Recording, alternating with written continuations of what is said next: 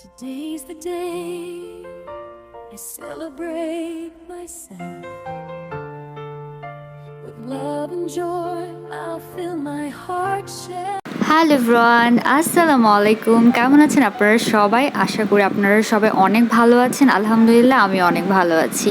তাইবাস ডায়েরির আরেকটি new blog মানে আমার বার্থডের কি ছোট্ট ব্লগে আপনাদের সবাইকে ওয়েলকাম করছি। আমি তাইবা হক। সকাল সকাল ঘুম থেকে উঠে আমার বরফপির কাছ থেকে এই সুন্দর গিফটটা পেয়ে গেলাম। তারপরে আমার আম্মু আমার জন্য খুবই স্পেশাল একটা মিষ্টি বানিয়েছিল, যেহেতু রসমালাই আমার খুবই পছন্দের।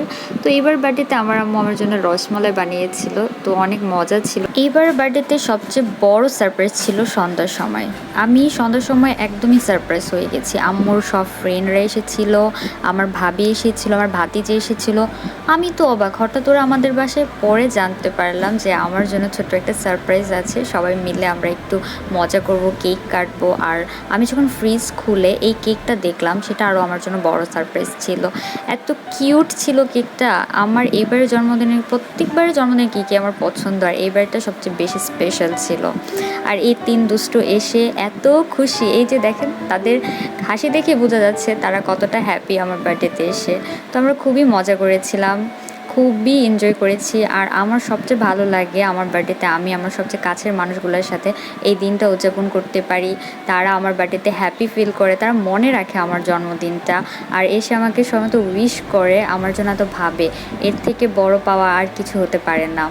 আর সবচেয়ে বেশি মিস করতেছিলাম আমার বড় ফুপিকে এবার বার্থডেতে, খুব বিশেষ কারণ আমার বড় ফুপি ছিল না আমার কাছে। উদয়কে অনেক মিস করছিলাম, আমার ভাই।